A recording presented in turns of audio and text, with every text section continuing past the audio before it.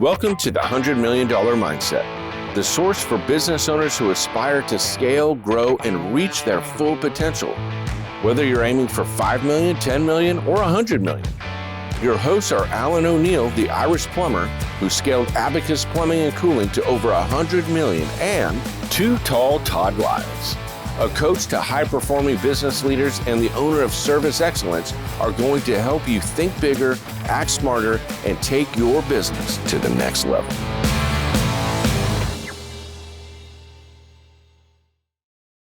All right, Alan, it's our first show. It is. It's exciting, Todd. It's very exciting.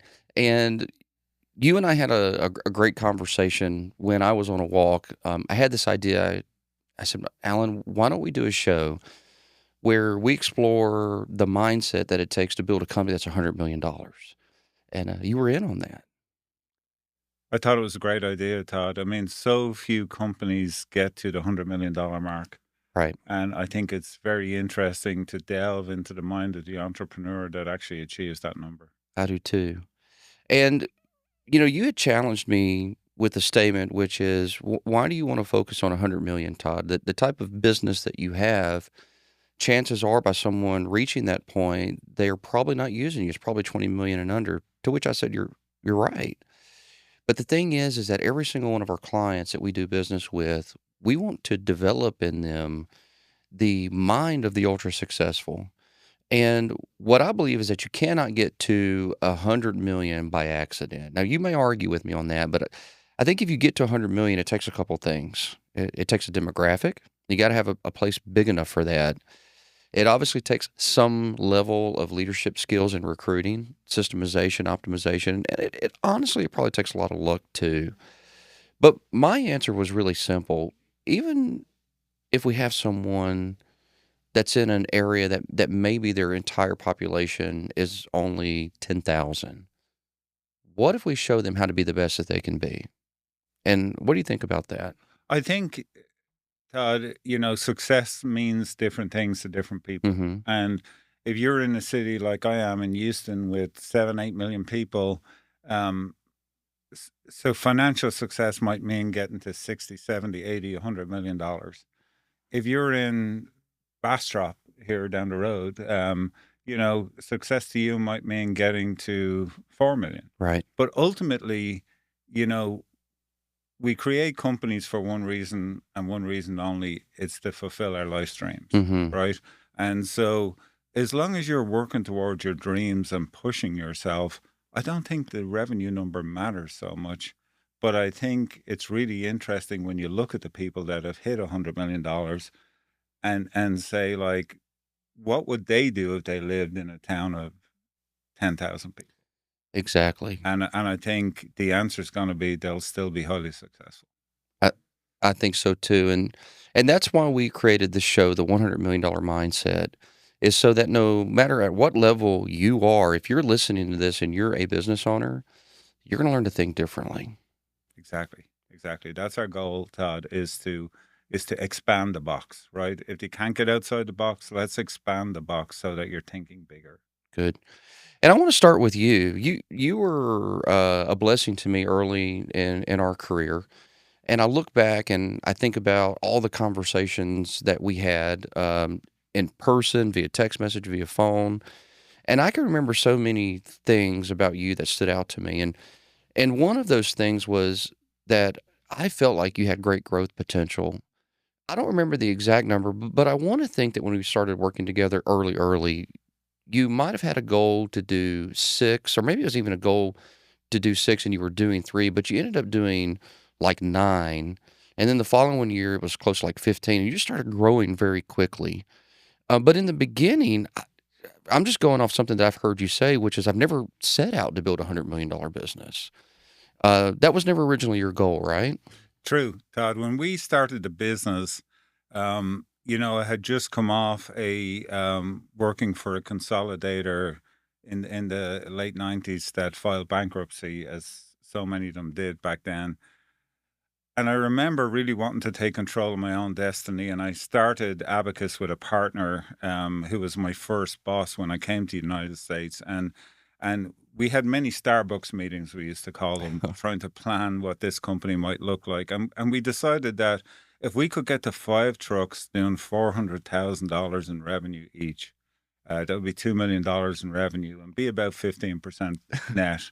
We'd be living high on the hog. That'd be pretty good. Split two That'd be ways. pretty good. I mean, we thought, and that was the initial goal. That was the initial, like, let's do that first, and that quickly grew as the company grew. But that was our initial goal. It was never to build a 10, 15, $20 million business. It was just create a very profitable, high touch, really focusing on the customer experience business. And you guys did that. We did. Yeah, you did that. And somewhere along the way, you really started growing. And do you remember when you said that? Well, let me phrase that. Do you remember when I had said to you, like I remember sitting in your office, and I said, Alan, I believe that you have the ability to be a CEO of a $50 million business. And I thought you were crazy. Yeah, I do remember that conversation really well, Todd. And, initially I blew off the conversation. Like, I was just like, he's crazy. Like, I just thought to myself, where is he coming from with that? But that statement rang over and over in my head and said, maybe I just need to have more confidence in my own ability, because I was always able to move people, Todd. One of my skill sets, I believe, is moving people in the direction I need them and want them to go. And so that was the start of me really thinking like I can do big things, Mm-hmm. and it just went from there. That was the start? That was literally the start. Yeah, I mean, that was, I think, it's one of the conversations I remember that really got me thinking. Like, I wonder how big I can make Yeah. this thing, or anything that I Right. put my mind to. And that was the start of it. Yeah. I can tell you, I can remember when I was sitting there right before I said it, what was going through my mind was I had watched you for several times do things like the way you present spiffs to the guys, the way you reviewed your goal boards with them, the way you got them motivated. There were many things that you were doing, but it was mostly about your leadership skills. It wasn't a vision that I had about your organizational skills, although you've always been very organized. But one of the other things that I can remember distinctly that you did, and I kind of think that this might have been when I said that statement that I'd made. You picked up a phone call, and you were answering the phone, and it was like, yes, ma'am. Yes, ma'am. Look, we're going to take care of it. What I'm going to do is I'm going to send a plumber out there to fix it, and I'm going to send him with a check to give you all your money back. And I don't know if you remember this, but I said, Alan, what was that? Do you remember this?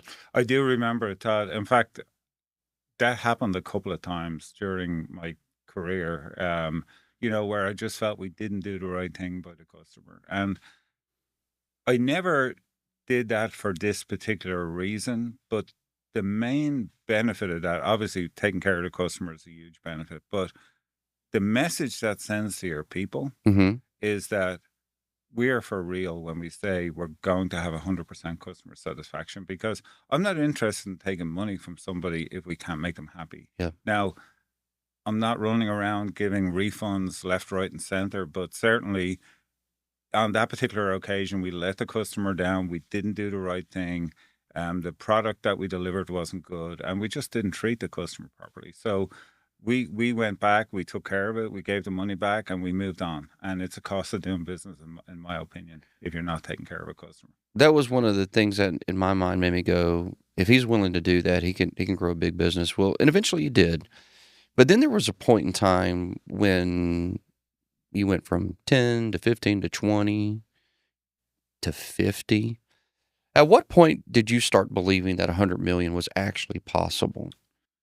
Yeah, I think I seem to remember when we were between 50 and 60 million, Todd, and we were private equity owned. And the target, ever since I've been involved in private equity, the instructions every year when we go to budget is, 10 to 12% growth on the top line with no loss of leverage on the bottom line. And so I'm sitting there close to 60 million going, well, if we're doing 10% growth every year, like, It doesn't take a mathematician to figure out it's not too many. You're not too many years away from being 100 million or Mm-hmm. getting very close to 100 million. And what was interesting was, Todd, and one of the things I'm most proud of in terms of financial results is I ran Abacus for 20 years. We never had a year that wasn't bigger than the previous year. We grew every year for 20 years, which is like, it's remarkable, really, to run a business for 20 years and never have a down year. So we were accustomed to hitting those numbers. And so when I was thinking about 10% growth every year compounded, I said, we're going to be $100 million business. And so we started to drive towards that $100 million target at that point. Like when we were at 60, we said, if it's 60 this year, it's 66 or 68 next year, maybe 70 at a push. Then we're at 77 to 80. And it seemed like we were growing in increments of $10 million. So we weren't very far away from, 100 million at that point. Yeah. So, and again, I never got hung up about $100 million really until we got close to it. And I started to say, like, this is really possible. And then, of course, what really pushed us over the edge was we opened a branch in Austin. We had the Houston organization. We opened a branch in Austin. And the marching orders there from private equity was build it fast, get to 30 million as fast as you can. And we did. We got to 30 million really quickly. Alan, you guys were growing at 10% to 15% per year. At a certain point, if I'm an audience member here, I'm thinking to myself, what are the major keys? I don't know if there's one, if there's two. What were you doing differently? Something was happening internally and externally as you start growing at that pace. Can you talk a little bit about what that was? Yeah, I think I was always very conscious about building out the team, Todd. Like, I figured out early on that I remember my wife having a conversation with me when we were about 3 years in, and she said, you're not Superman. You can't do it all Mm. yourself. You need to hire some people. And of course, I was so frugal and so focused on managing expenses that I was terrified to, bring in a service manager. I was the president, I was the service manager, I was the master plumber, I was it all. And I finally brought in a service manager. And especially when we got involved in private equity, I think building out the team was something that they were very encouraging about. They kept, saying, hey, go out and build, if you need the people, get them, build it and they will come. Bring the right people in. And instead of searching competitors for people, we literally looked nationwide to bring in the best people we could. And so building the team, I have a friend that's a business coach, and he always says, if you have a dream but no team, you either have to give up the dream or build up the team. And that always stuck in my head, that, we've got to build a team. If we're going to have a 50, 60, 80, $100 million business, we have to have a team around us. So very conscious about building out the team. And then, of course, reinvesting money in marketing, making sure we were marketing well, but more importantly, tracking the marketing well. I think I see some people that, they go out and they spend money on marketing, and if you really ask them what's working, they just don't know. And so I hired a marketing director in 2013, Mike Myers. He's still there today. And one of Mike's greatest strengths is he can tell you to the penny, what the return on investment is on each leg of our marketing stool. So Mike was a godsend to me, another very important part of the team. And so I think really, Todd, building the team, focusing on the goals, sharing the P&L with our people. Like, we literally share the P&L with our people. We want them to know if they're winning or losing. And so I think all those things combined just kept driving us towards more and more growth. So let's talk about building the team for a second, because you had a mandate, especially when you came from private equity, grow, but keep the profitability the same. Yep. There's a lot of margin when you're at 50 million to add a team member. Mm-hmm. Adding a team member at anywhere from 50,000 to 100,000 at 50 million isn't going to destroy your bottom line. Right. Adding a $75,000 team member when you're doing 3 million can be scary as hell. Absolutely. Yeah. Did you have any, or do you have any advice for someone that needs to grow their team members, especially in the overhead department. When do you know it's time to do that? And is it ever okay to have a dip in your profitability for a short period of time to bring on that help that you need? So, um, I think you hit the nail on the head when you said, especially in the overhead department. Like, I never worried about bringing on a technician. I knew if I put a technician in a truck, he was going to produce, usually 30 to 40,000 minimum per month. Mm-hmm. There's plenty of margin there. Yeah, I mean, he's going to be profitable. When it comes to overhead, that was different, because one of the things the private equity groups really do focus on is OPEX. They don't want to see our OPEX climbing out of control. And so my thought was, whenever I was, going out to add a new position or add a new team member that was purely overhead, the first question I would ask myself is, can I get 5x return on this person's salary when I add him? If I'm adding 100,000 guy, is he going to add $500,000 of value to the company? Now, doesn't have to be year one, but can we get it there pretty quickly, like maybe year two? And so that was my sort of analytical piece, was like, what can this person, he or she, bring to the team that's going to give me a 5x return on their on their contribution. And I really felt like, in most cases, it was a no-brainer. We could always get that return. Where I think people make a mistake is they go out and hire too many people too quickly. Like, we never brought in 2, 3, or 4 overhead people at a time. We'd bring in, very strategically, bring in one, onboard that person, make sure they were productive before we went to the second person, and so forth. So we were very careful, maybe sometimes when I look back on it, maybe a little bit too frugal around adding people, but we've always been profitable. We've never really dipped below 15% net EBITDA, as the PE guys like to talk about. But we've managed to stay between 15 and 20% EBITDA, and north of 20 in the last few years in some cases. So we've done a great job at maintaining and maintaining profitability and controlling expense, Todd. There's probably a whole episode that we'll do just talking about scaling and growing through overhead, but I've got so many other questions. Partnering with private equity was a game changer, but it also meant giving up control. You said that. Mm-hmm. So my question to you is, what did you expect from private equity, and how did the reality compare? Yeah, so it's interesting, Todd. I'm on my 4th private equity group now, so they're all different. Can you take us through the Yeah, so the originations? first group was Skylight Capital, Colin Hathaway, Mm-hmm. and really, when I partnered with Colin, I looked on it more as a partnership than I was going to private equity. Like, it was like a friend joining the business. Like, we really hit it off during the negotiations, and I really felt like I was adding a partner to the business that could help me. Um, Nothing happened for the first 6 months. Like, literally nothing happened. Colin showed up on day one.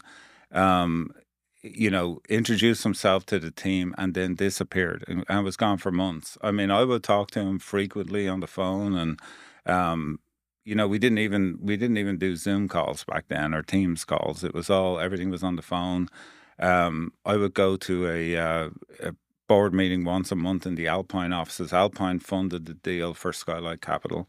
I would go to a board meeting once a quarter in Alpine's offices in San Francisco. And it was really hands off. Like, keep doing what you're doing. You're making tons of money. Just keep doing it. Do you And think it was hands off because you were making a lot of money? I think you have to remember, Todd, this was 2012. They didn't know what they were doing yet. They didn't know what they were doing either. And Colin would be the first to in fact, I remember Colin telling me, I'm going to come up with some ideas that are completely crazy and off the wall.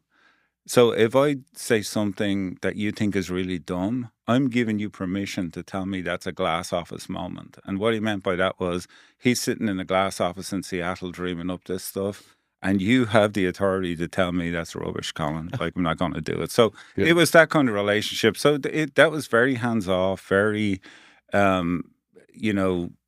was really a partnership where they didn't get involved. And so that was 2012. In 2015, we sold to InvestCorp in New York, and that was a different kettle of fish altogether. Completely different ball game. So Colin's gone. Did he roll over? Colin stayed on the board. Okay. So we were now owned by InvestCorp. We had bought Parker and Sons so there was ourselves and Berkey's, Coolray in Atlanta under Alpine, and Parker and Sons was acquired. Parker and Sons was actually acquired before Coolray. Then Coolray was bought, and then those 4 companies were sold to InvestCorp.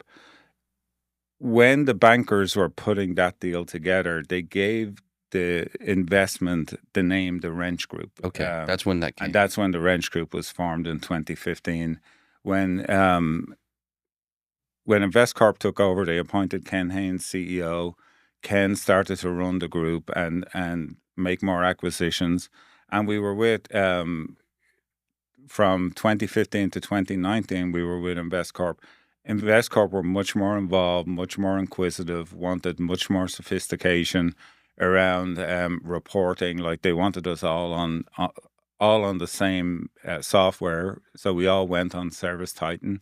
They wanted to see, rightfully so, they wanted to compare apples to apples across the portfolio.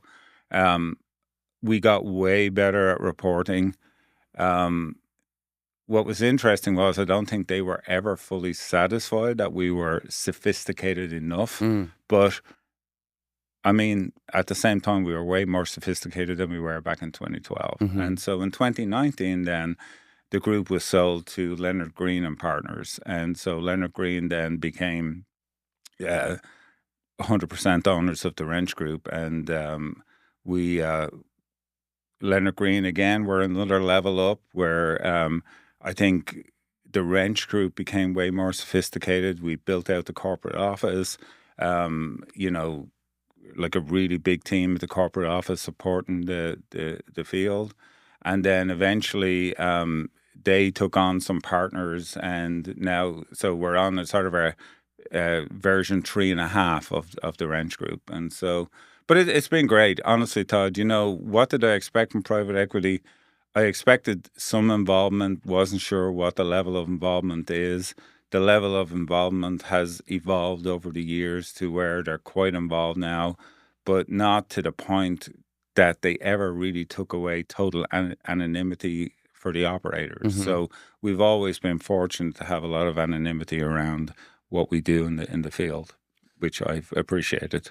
What freedoms did you lose or gain through the process as a leader? Yeah, as an owner, even.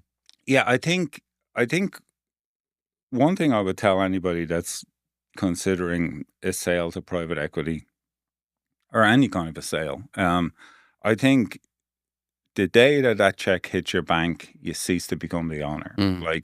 And I still have equity in the Wrench Group. Technically you could still say you're an owner, but really you give up control. You do give up control. The level of control is totally dependent on, I assume, which private equity group you're with. I think I've been very fortunate, Todd, to be honest with you. I think I've been very lucky to have great private equity partners. For the most part, they've left us alone. They've let us run our business. As we've gotten bigger and as more companies have joined the Wrench Group, I think, there's more control from corporate in terms of we're all on the same health insurance. We're all on the same complete benefit package where, HR is reported through the corporate office. So it definitely has become more corporate, I would say. But that's not a bad thing either, because with scale comes the ability to buy better benefits, Mm-hmm. etc. So I think, you have to be okay with giving up control. You have to be okay with knowing it's not yours anymore. Yeah, and I find that interesting about you, and I think that's one of the reasons why perhaps you've actually done well there. And I don't want you to take this as an insult, but when I told you that I felt like you could do 50 million, I meant I think that you could do 50 million without private equity. Mm-hmm. And you've told me in conversations that there's a part of you that sort of feels lucky, like maybe you didn't deserve it. And I kind of think that's part of the reason why you are successful is because you have a humbleness about you that's attractive. There are some people that don't have that humility, and it's really sort of gross. Mm. That's not you. But I think that's also probably what makes you potentially a good partner and a good second in command because Alan, I can tell you, I know a lot of A-type personalities, and I've heard them say it to myself and many other people publicly that private equity was the worst mistake they ever made. Now, was that because they had a bad partner? I'm not so sure of that. I think it might be more to do with their mindset of not being number one anymore. I think, Todd, you have to understand that when you take the check and you do your deal, you're an employee. Ultimately, you're an employee. I mean, you can call it a partner, you can call it an investor, you can call it whatever you want to call it, but you work for the private equity group now, Hmm. and that's just the way it is. I do think I have a feeling that I've been fortunate, that I've been in the right place at the right time. I think meeting Colin when I met him was very fortunate. I think the fact that they chose to buy Abacus and wanted to buy Abacus was fortunate. Maybe that fortune was created by a bunch of hard work ahead of time. And I do, Todd, it's impossible. I think it's impossible when what has happened to me not to feel fortunate, right? So, because I mean, I've been very fortunate, You but literally won the lottery to get to literally the won the lottery U.S. to get to the United States, right? So, um, yeah, I do feel fortunate.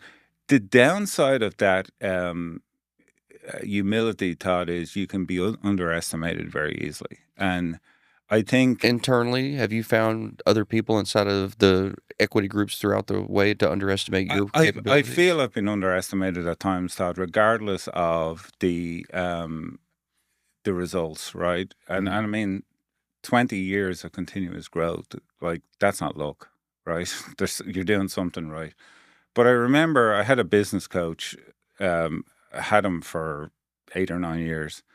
And I remember Bill telling me that he told Colin, do not underestimate Alan. Like, underestimate Alan at your peril because he will shock the heck out of you. And like, I do know, Todd, that I really don't think there's anybody can outwork me. Like, I will work until I figure it out, you know? But having said that, like, I feel blessed. I feel fortunate. I feel that the hard work has been well compensated. Mhm. And, I mean, I could be still in Ireland being a plumber in the airport, you know? So I feel fortunate that I received the visa to come to the United States. Often when I'm speaking at public events, I finish my talk by saying, everyone in this room has one thing in common. It's that we all woke up in the greatest country in the world for opportunity this Mhm. morning. What you do with that is up to you. And I believe that, Todd. I think so many people take what's available in the United States for granted. I agree. And I just think that there's so much opportunity out there if you're willing to work for it, but you have to work.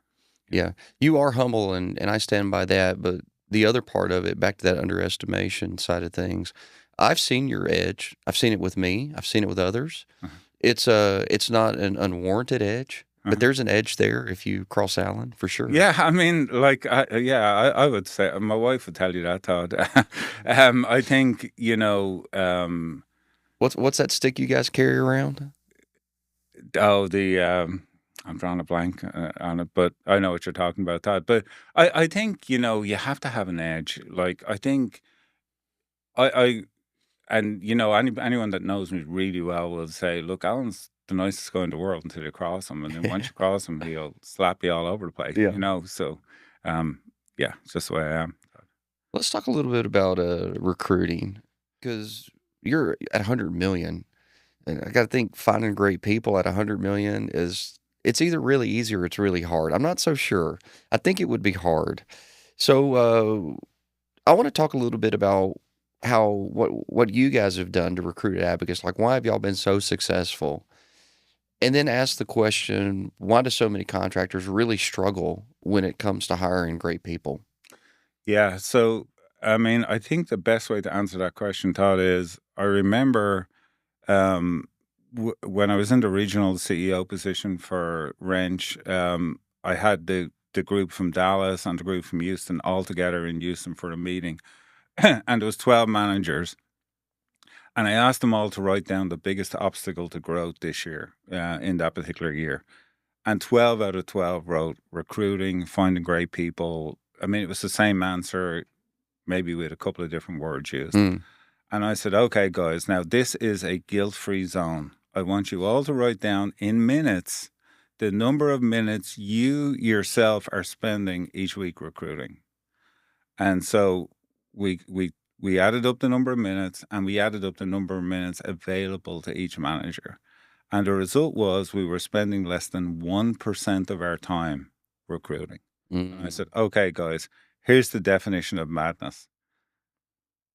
We're spending less than 1% of our time on our biggest obstacle to growth. How about we all go back and spend an hour a day recruiting? Just an hour a day. That's all I'm asking for.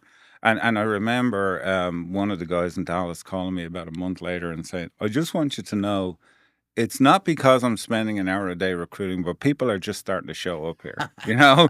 And so I just think it's all about the amount of time you're willing to spend, Todd. Now, at $100 million now, I can tell you Abacus has 2 full-time recruiters in Houston and 1 in Austin. I'm constantly calling people off the state board list or the plumbing list or whatever it might be, but having conversations every day with people. And sometimes those conversations go on for months because what I always tell our people is someday that guy will get annoyed with his boss. Mm-hmm. And you need to be top of his mind when he does, or she'll get annoyed with her boss, and you need to be top of mind when she does. And so that's all we want. We just want to be top of mind when that opportunity occurs. And so I believe, Todd, the answer to the recruiting problem is time. You have to spend time on it. I love that. You know, it always boils down to something that you can measure and track, doesn't it? It does. It does. Yeah. And what gets measured gets improved. We know that, Todd. Exactly. I've had lots of people over the last couple of months say, "Man, you look great." It's because I've lost like 23 pounds of fat by a DEXA scan. And here's the thing that hasn't changed since I was 12. I'm still exercising as much as I always have, even during periods where I was overweight.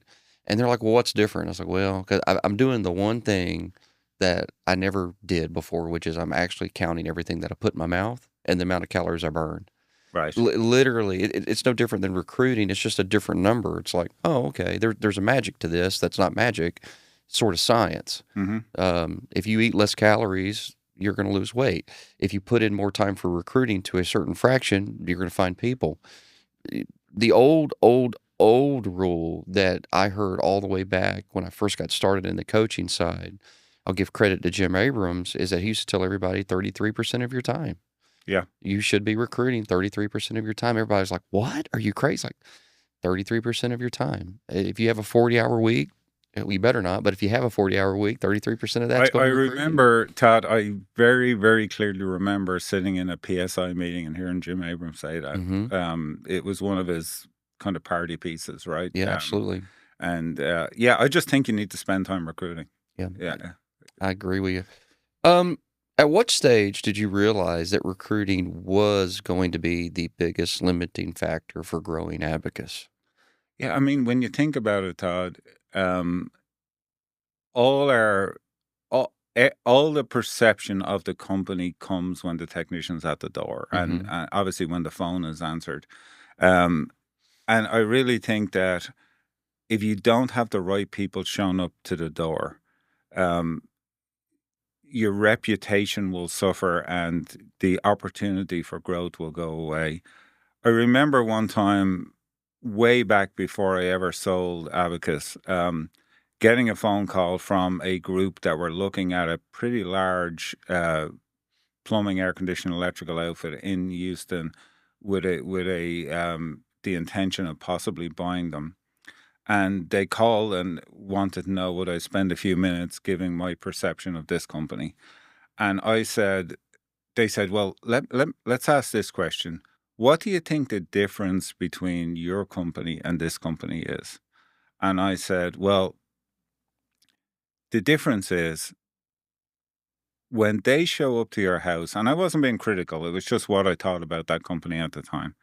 I said, when they show up to your house, the customer experience is 100% dependent on the technician that gets out of the truck. Mm.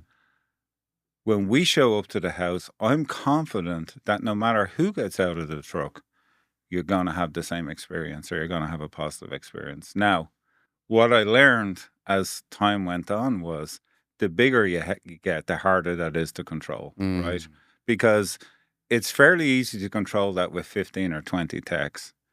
You try to do it with 200 and it's a whole different ballgame. I mean, the amount of effort and training and time that goes into trying to replicate that experience on every single service call is daunting. And so I don't blame them for having a different experience when people got out of the truck. But I think the secret is if you can train your people so well that the customer experience is consistent, that's the key. Yeah. So it's interesting to hear you say that because I know that you've mentioned to me several times that it's about when you hit the 20 truck area where it's about when you hit 20 trucks and also you're being pushed to scale. Let's go 10, 15%. Mm-hmm. And I've witnessed this. I definitely will save the reputation of a contractor by not giving their name. But I know that there's one company that in our early days we were called in to help. They were growing at that scale. And I had asked what their turnover rate was because it was very important that we put together this very robust training plan for management and their people. And he said 97%. And to which I said, 97%? In what period of time? He's like, every year. Every year there's only about 3% of our plumbers that we have that were here last year. Now, I really believe that's a leadership issue more so than anything else because you're changing over that number of people. There's a serious issue going on. Yeah. But if you're changing over people that quickly, training becomes more important. So my real question is, what is it about growing at scale that makes it challenging to recruit people and then to train them to do those systems where it's like the same experience every time? When in the case of McDonald's, it's not so hard. But of course, McDonald's, it's here, put the hamburger machine down, and in 3 minutes, it's going to beep. I think it's a lot easier to develop a service as opposed to a plumbing or air conditioning. Yeah, and I think with McDonald's, Todd, they're in the same place. They can be watched, right? You'd send a guy out in a truck, you just don't know what he's going to do. So number right? one is Yeah. what will they do when they're not being monitored? Yeah, when they're not being watched. And so I think for me, Todd, if you create a culture where your people are so proud of the culture and the company that they sort of become your police force. Mm. And when I say that because I've had many times where a plumber or an air conditioning tech or a electrician has come to me and said, that guy's not going to make it. Like, that guy's not doing the right thing. That guy's not treating customers properly.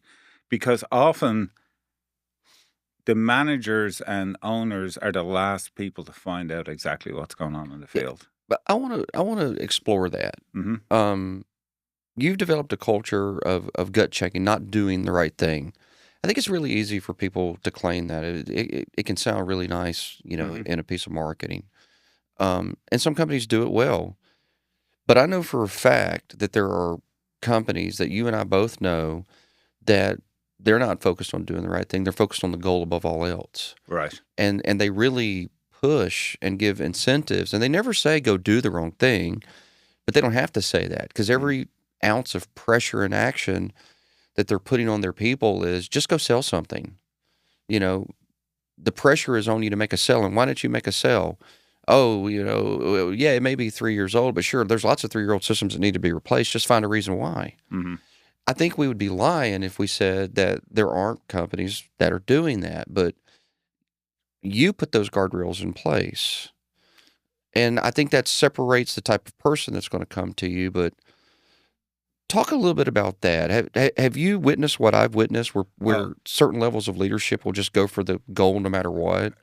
Todd, I've witnessed it in my own business where I've seen managers get so focused on hitting a bonus or getting to the number, and that they drop the standards and they start to drop their morals even, Mm, and so I think the only thing you can do as a leader is, when you see that, is come down on it hard and fast, and make an example of it, because there is a lot of pressure, especially when you are in private equity. There's a lot of pressure to hit the numbers, and even for the CEOs or the president of the organization, like, you're judged on your numbers, you're judged on performance. And so it's so very easy to turn a blind eye, because you want to look good, right? But it's a fool's game, because,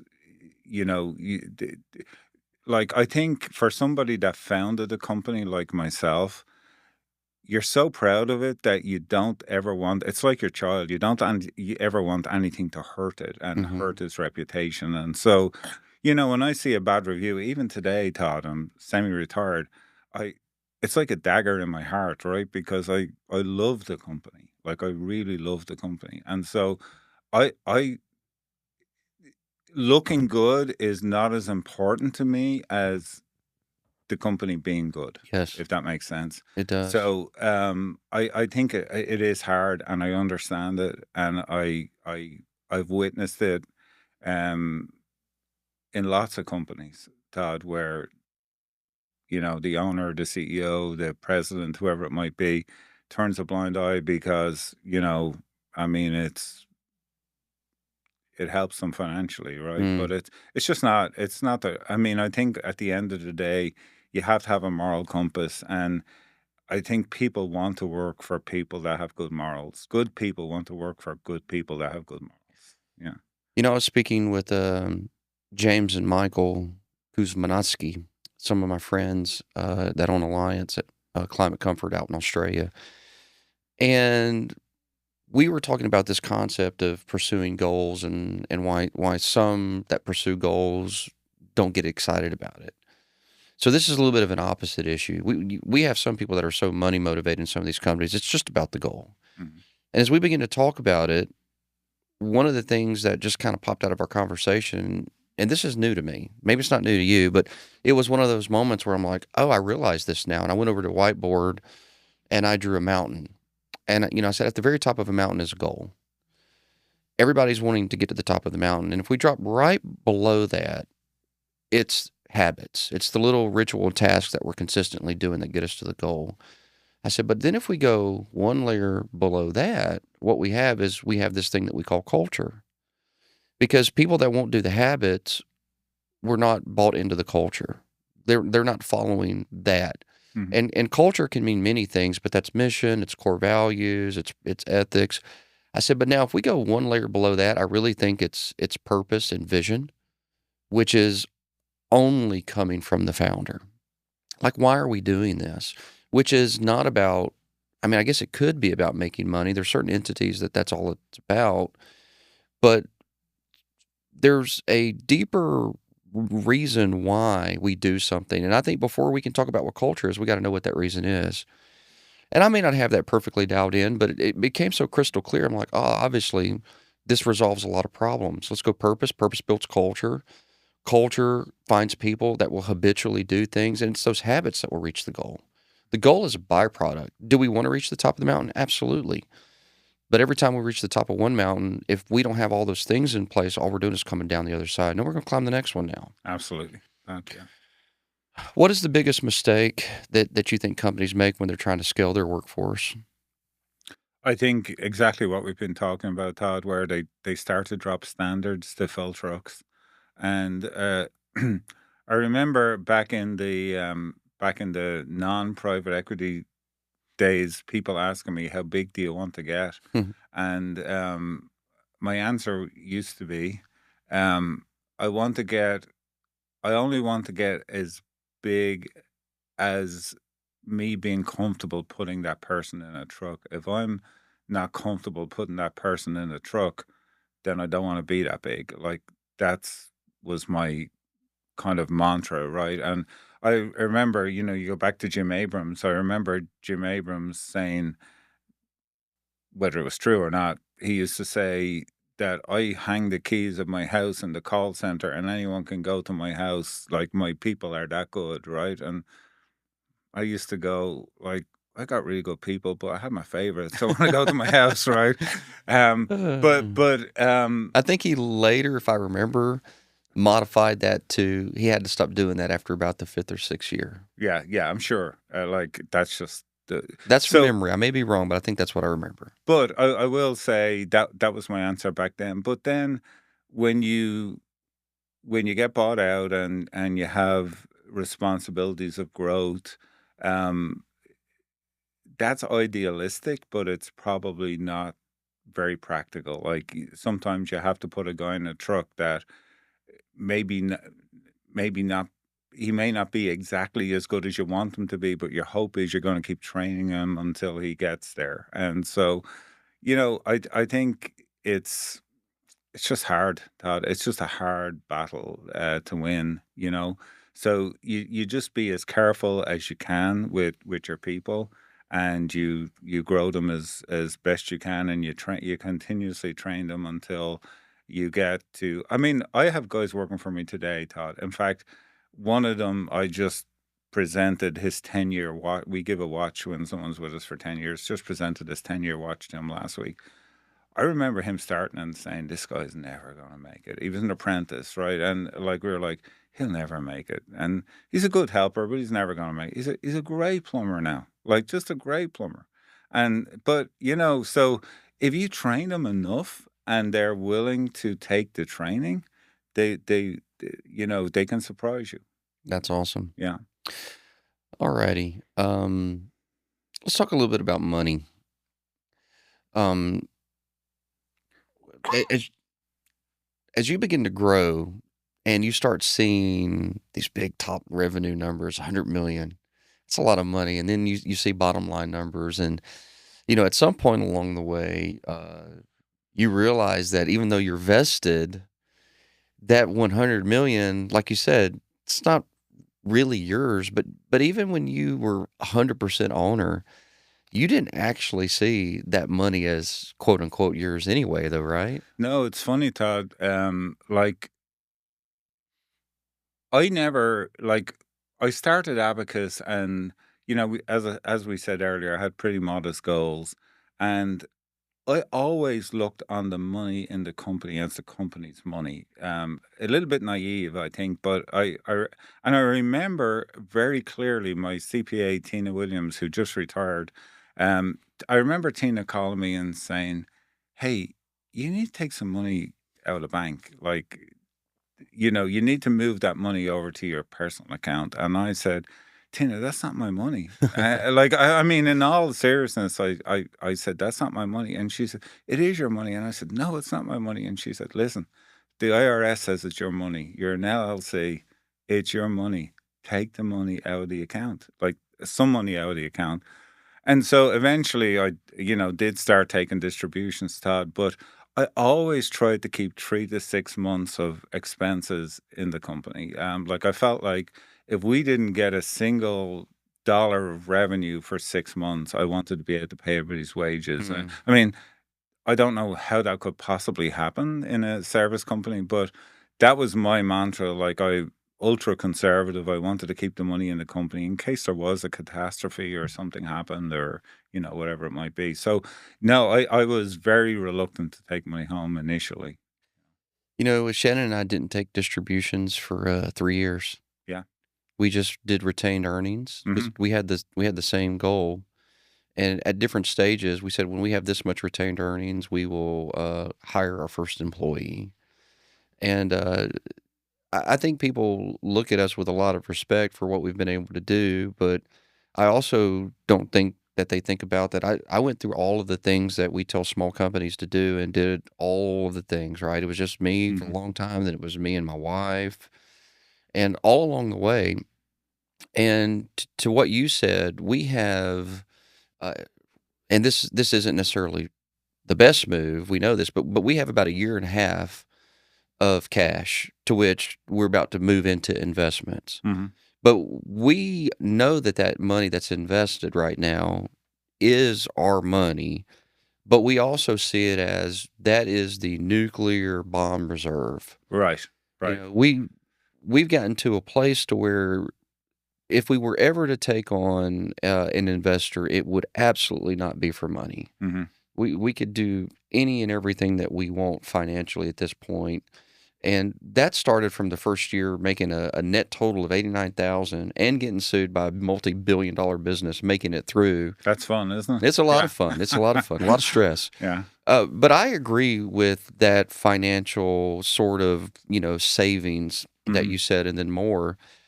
And what becomes kind of interesting, I think, is that there is a certain amount of money, and I know this because I can remember thinking, if I ever made 50,000, wow. And then you make 50, and then if I could ever make 100,000, wow. And then you make 100,000. And then at some point you reach a number to where you're like, this is more money than I'll ever be able to spend. And then B, I'm just putting it in savings. So I want to ask you, and this could be pretty personal. You don't have to answer it.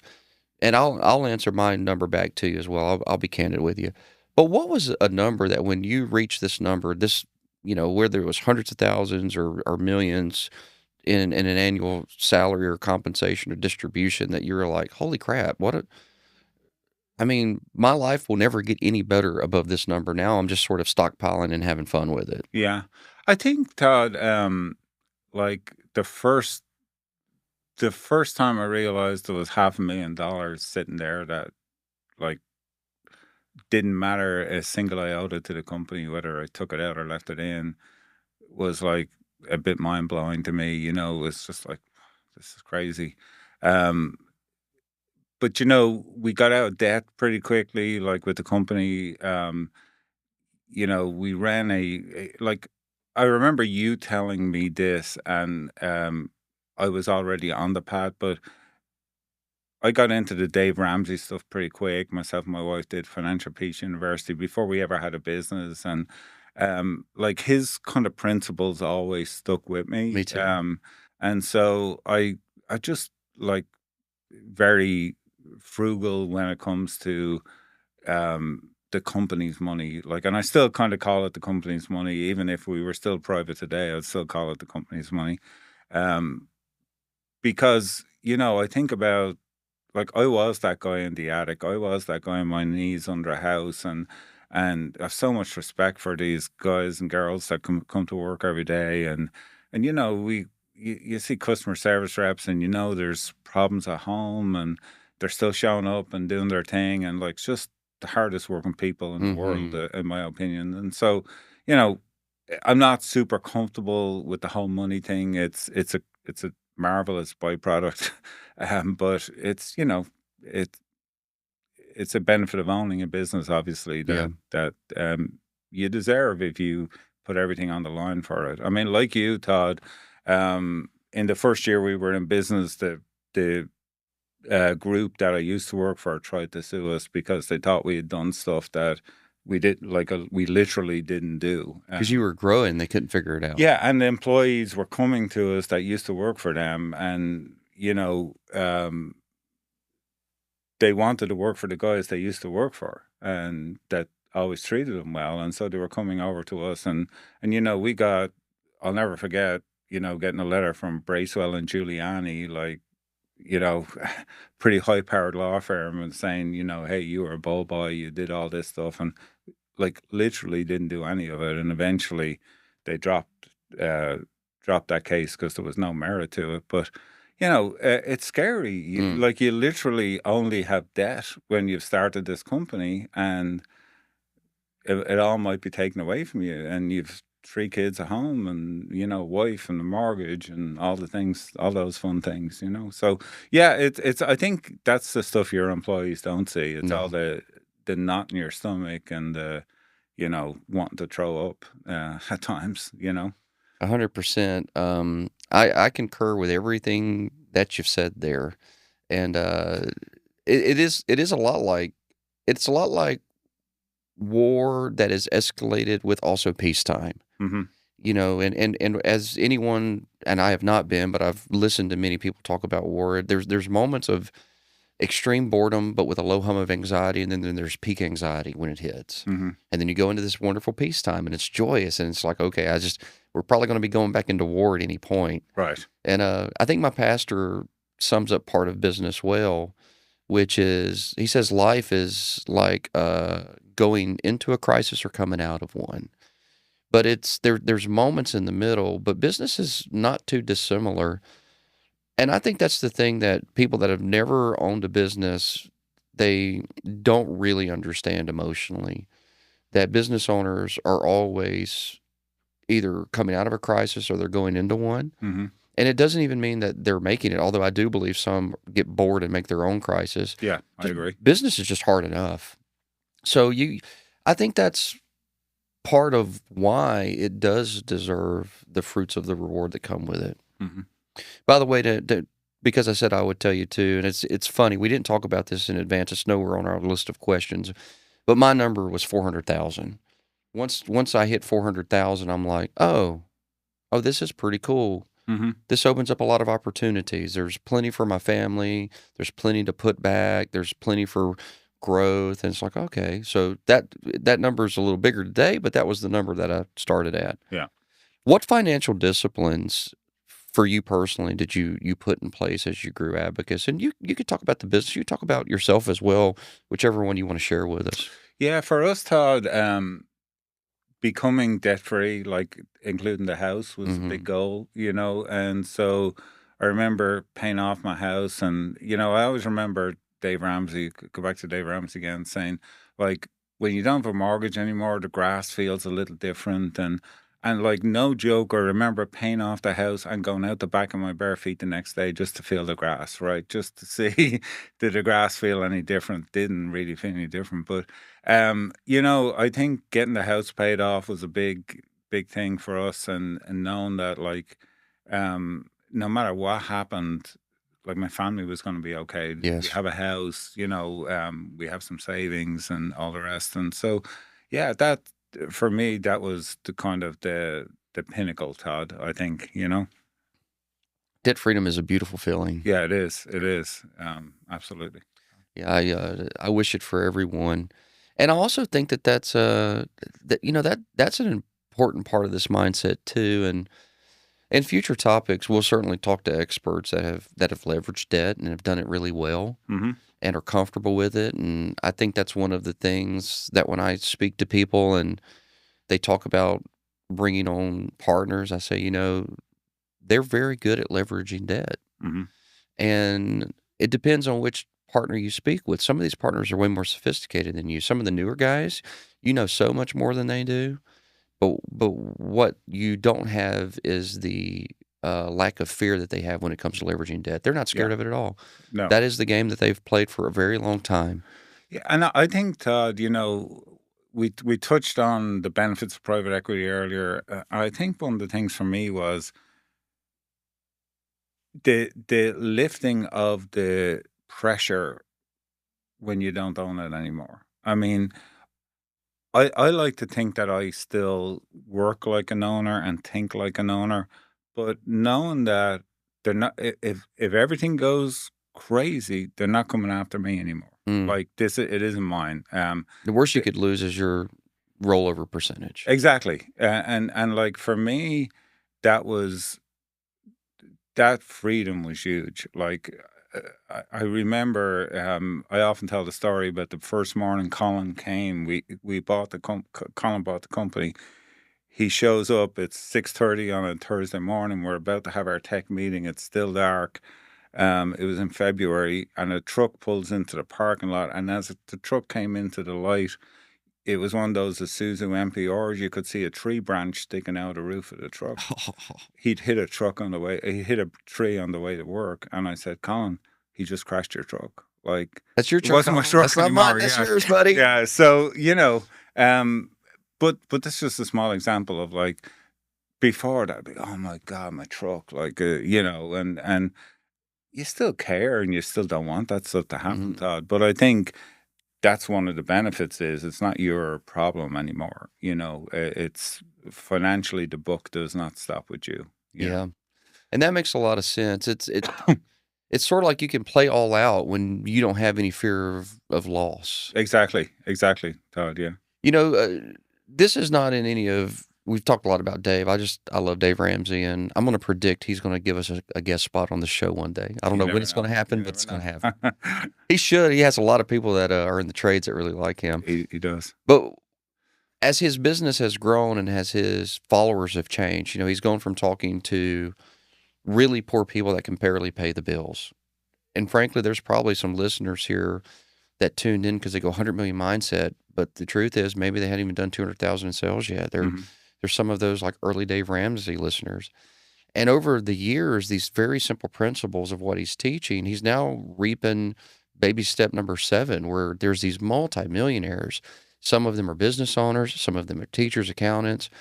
But they call in with big boy money problems now that are mostly centered around, Dave, I want to buy this luxury car. I want to buy this $280,000 Lamborghini, but is it okay? Like they're asking Daddy, is it okay? And he goes, well, let's do a little equation here. What do you make per year? How much do you have in savings? And they'll always say something like between 2 to 4 million. And Dave goes, well, you can afford it. And they don't expect that. Because like this guy'd say, never buy.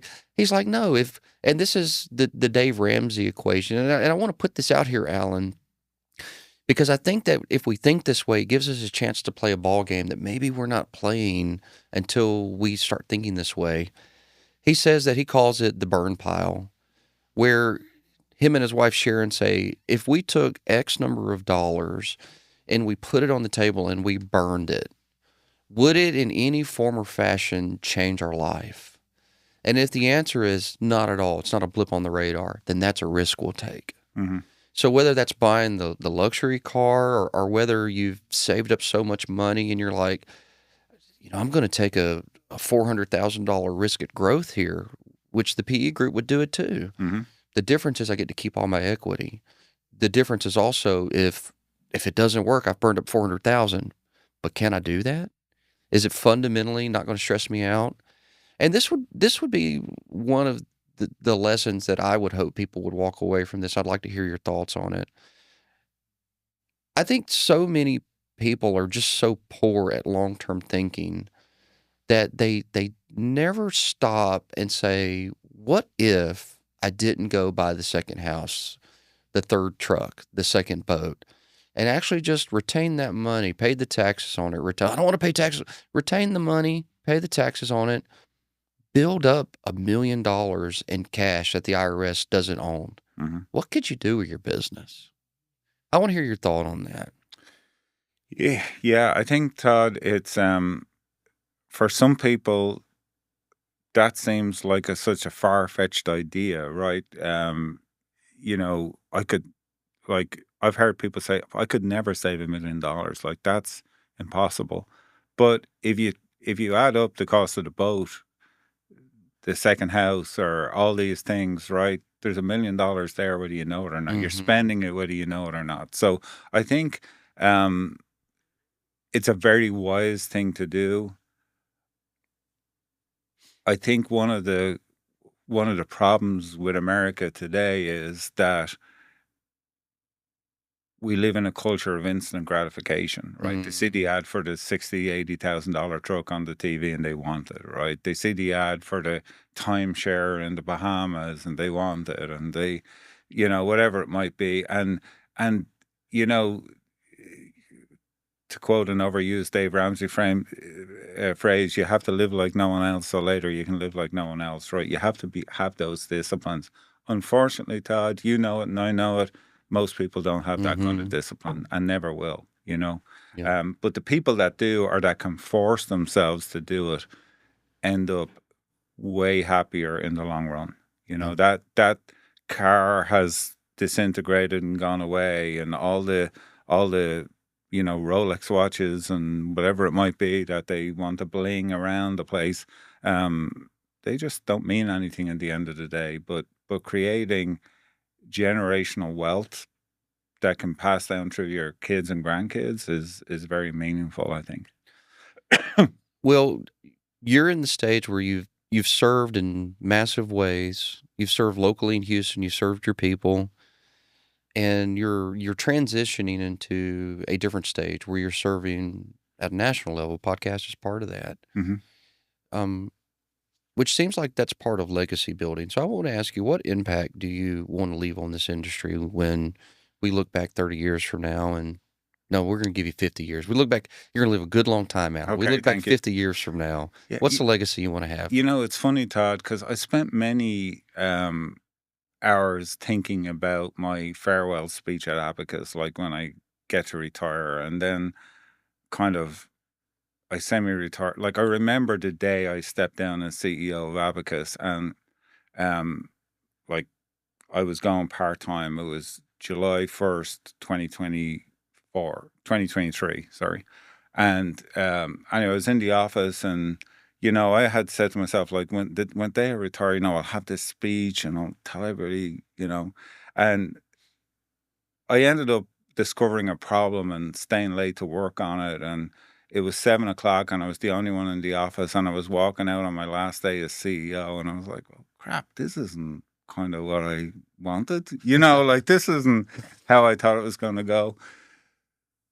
Legacy's interesting, Todd. I remember when I was appointing Tony Patino as president of Abacus, I sat Tony down and I said, Tony, you're about to become the president of Abacus. And I said, I've been the president for 20 years. And I said, what I want you to know is I'm not handing you a job and I'm not giving you a promotion. I'm entrusting a legacy to you. I said, please, please take care of the legacy. Like, this is my life's work. Although I've been working for 40 years, the last 20 years have been my life's work. So please take care of it. When I reflect on my time at Abacus, Todd, I feel like I've at least helped to raise the bar for the plumbing industry, especially in Houston. I feel like, we've raised the standard and others have raised their standard to go with it. So I'm very proud of that. What I'm really most proud of, Todd, though, is the people that have come to me as high school, people that were written off in high school by career guidance counselors and have come to me. We've trained them. They've become plumbers, air conditioning techs, and electricians, are making six-figure incomes, are sending their kids to college, first generation going to college. They're buying houses, they're buying cars. I'm really proud of the family trees that we've changed, Todd. And so, when people talk about Alan O'Neill in years to come, I just want them to say, he was a good dude that took care of his people, that was obsessive about the customer experience and was obsessive about the employee experience when they work for him. And, if I have achieved or can achieve that, Todd, I feel like I've my life's work is done, sort of thing. Thank you, Alan. We appreciate that. Thank you. Appreciate it, Todd. Hey, thanks so much for watching the show this week. Head over to toddliles.com/mindset to get the show notes. Please make sure to like, subscribe, and follow so you never miss a new episode of the show. And if you enjoyed this episode, then share it. It really helps us get the word out. You've been watching the $100 Million Mindset with Alan O'Neill and Too Tall Todd Liles.